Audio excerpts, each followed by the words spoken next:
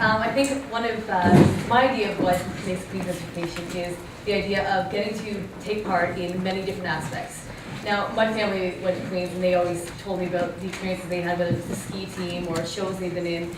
And that was something that was really important to me, the idea of getting to experience as much of Queen's as you possibly can.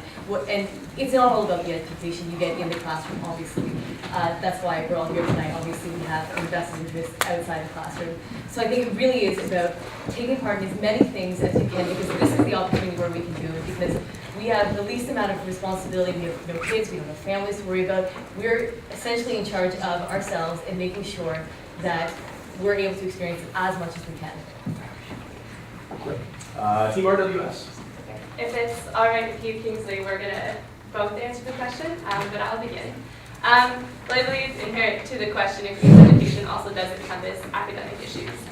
So you do want to graduate with a degree that means something, and you want to graduate with a degree that thoroughly encompasses a broad spectrum of learning.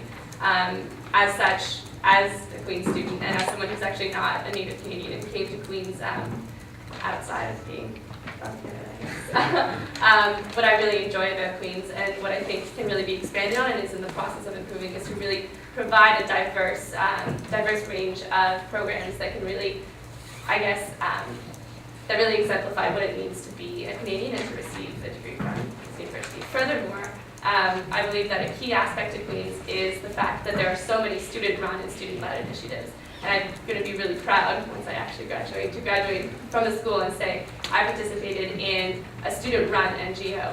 I was part of a student-run government. I think that that's a key aspect here, and it's one that you really don't see across other universities. Just to add to that, I'm from an international background as well, and just coming to Queen's and being exposed to such a diverse culture, from student government that's completely student-run to student clubs, to just basically everyone I see on campus. I think it's just an inclusive environment that I feel that needs to be improved on. But right now, I think that it's a big part of my experience here. For me, what a Queen's education means to me is, when I think about Queen's, it's the idea of Queen's is what really gets me excited. I worked for the summer in the Department of Alumni Relations, and I volunteer for STAR, so I've had a lot of discussions with alumni. And it's just something about how they come alive when they start talking about their time at Queen's. And you know, it always kind of reaffirms my choice is not to be a big academic, because when these people talk, they don't talk about the time in the classroom. They talk about the broader learning environment. They talk about the friends they made. They talk about the pranks they pulled. Like, if you ever have a chance to ride the bus from the Holiday Inn to campus and back during homecoming weekend, it sounds like a really boring job, but it's a lot of fun because you really get to talk to these people and hear their passion about Queen's. And you know, to me, I'm here at Queen's, but I'm already thinking about how I can give back to Queen's as alumni. I really have been engaged in a number of ways. I'm gone. I've just really, you know, bit right into the Queen's experience, and you know, have just kind of hung on like a terrier. That's a horrible comparison, but it is somewhat how I feel. So I think that I feel that way, but I also know that there's a lot of students that do not feel that way at all, and have had a really quite different experience at Queen's, who really feel unengaged, who really feel like outsiders, who really feel they aren't a part of what's going on. And what we want to change is that precisely. If I were to make it very simple, that would be exactly what we want to change. What is the most important but challenging issue facing post-secondary education in this province? Starting with Team R. I think the obvious most challenging issue for any student coming out of high school is that of tuition. If you can't afford to go to university, then you've really limited your access to many kind of jobs, and you've really limited your access to future endeavors.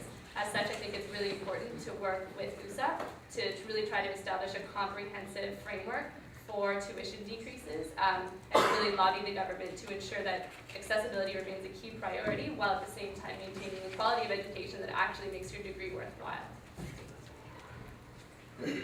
WCW.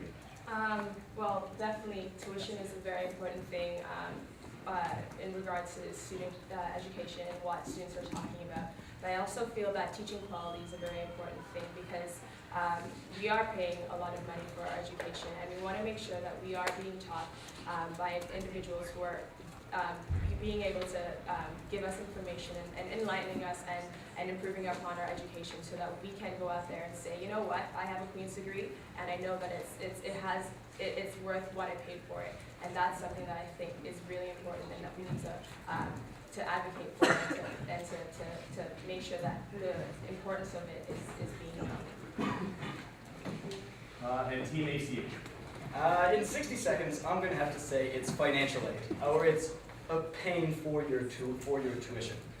Personally, I've had a lot of experience working with the awards office, filling out my OSAP forms, applying for Queen's General Bursary. I've had to do that, and I know a lot of other students have to as well. It doesn't kind of come cheap. If anybody ever has a chance to read the USA policy paper on student financial aid, it is an eye-opening paper which identifies the issues in the current funding structure, and we believe in the policies that it suggests. But there are issues with that so far. Defining course loads, who qualifies for OSAP, how much do they get? So in a nutshell, I would say it is affording your tuition. Principal Hitchcock obviously is up for another 5-year term. I'm just curious at this point, you guys would obviously be involved in considering the request for another 5 years. Wondering, with what we know now, would you support an extension of Principal Hitchcock's term?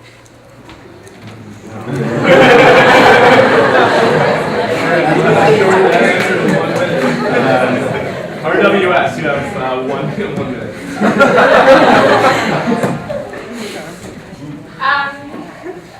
I think that as a team, we support Karen Hitchcock's words. As of yet, I don't know whether or not we agree that she's been held accountable to everything that she's promised. Overall, we would support a renewal of her contract, but I think in order to do so, we would need some kind of guarantee that her promises of engaging the world and diversifying Queens would actually come to fruition. Seems as though there's been a lot of talk from the administration, but that hasn't been followed up with actual tangible resources and new services and events. So as such, we would really push and lobby the administration to adhere to the rhetoric that it puts out. WCW. Well, Dave, you're really not going to like my answer. I'm going to say that, in the fun nature of this, that I don't think any AMS president should ever make any sort of, or AMS team. Well, I said president because I would be the person that would be sitting on the committee. And I don't think that anyone should ever make a split decision like that without evaluating. I haven't had a chance to discuss it with these two. I haven't had a chance to consult with AMS Assembly. This would be the kind of thing where you would want to really get student voices on this. You know what I mean? There's been a lot of coverage in the journal about how Principal Hitchcock has handled the non-academic, or the non-academic transcript, that idea, the idea that students wouldn't be able to protest if that's still going to be included in the new code of conduct. I have no idea. She's not going to hear any more discussion on the matter. So that's just some examples, but I also think that it could be harmful to Queens to have to bring someone new in and get them to learn everything that Hitchcock has learned over the past 5 years. So it would be something that I would really want to broadly consult about. Awesome. ACH. Well, that's a big question to talk about in 1 minute, but I'll do my best. I think that, first of all, we do need to hear from students about their opinions, because this is a much bigger topic than just my opinion. But if you would like to hear my opinion, I think that the fact that she has maxed out tuition every year is something worth considering. I would like to see a plan for how we're planning to deal with the budget of the new Queen's Center and the fact that we are over budget. I would like to see some kind of progress as to where we're going to go forward. I think that it's difficult to get rid of someone right in the middle of a big project, especially one that's so important to students. So ideally, if there was some form of action plan for her, because she is someone who obviously has had some experience with this project, I would like to see what she plans to do in the future, because if we can avoid trying to bring someone brand new into the situation, obviously that would be ideal. But if there is no plan of action, I think that that's something we should really consider as students. Right.